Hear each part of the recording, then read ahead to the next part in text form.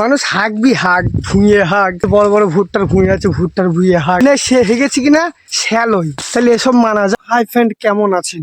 আমি এখানে ব্লগ শুরু করলাম, ঠিক আছে।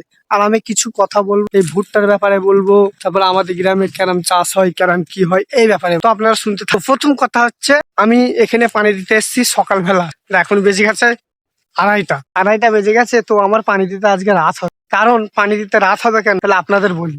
এখন আমাকে যারা পানির দায়িত্বই আছে তারা আমাকে ফোন করলো, আমি ফোন করলাম, ফোন করে বললাম কাকা তো আজকে পানি হবে? বললেন হ্যাঁ পানি হবে। পাইপ মাইপ সব মাথায় করে নিয়ে চলে আসলাম। তখন দেখছি আমাদের ওখানে কাদা করছে, মানে ধান হবে বলে কাদা করছে। তো কাদা করার পর আমি দেখছি কাদা করছে, এদের কাদা হয়ে গেলে আমি তারপর খুলবো, নাহলে আমি যদি এরা যদি কাদা পানি খোলে, চেম্বার যদি খোলে, তাহলে আমার তাই পানি বার হবে না। তাহলে আমি কি করব, 1 ঘন্টা কি 2 ঘন্টা পর আমি চালু করবো।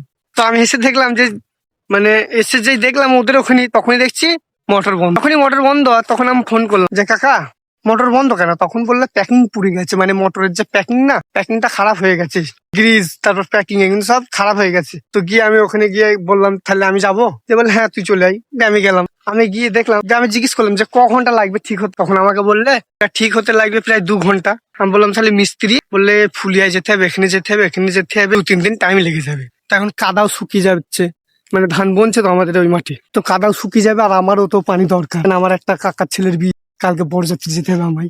তাহলে আমি দেখলাম যা হবে আজকে ঠিক করবো, রাত হলো আজকে পানি। আর আমাদের গ্রামটা অনেক দূর, প্রায় 1 কিলোমিটার হবে। তো আমাকে পানি দিতে হলে একা পানি দিতে হবে। তার জন্য আমি একাই আছি, কিন্তু একা আছি বলতে ওই সাইডে লোক আছে, মানে আমাদের জামাই সম্পর্কে হয়, ওই লোক পানি দিচ্ছে।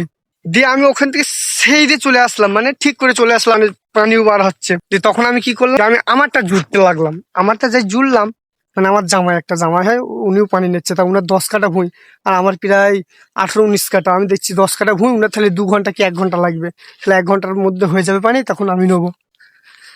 উমা, তখন ফের আমি ফোন করলাম উনাদের। ফোন করার পর দেখছি আমাকে বললো তুমি 1 ঘন্টা পর পানি নিও, ওই 2-2-2:30টার সময় নিও। 2-2-2:30টার সময় কি নেবো বাপু, পানি বার হচ্ছে না।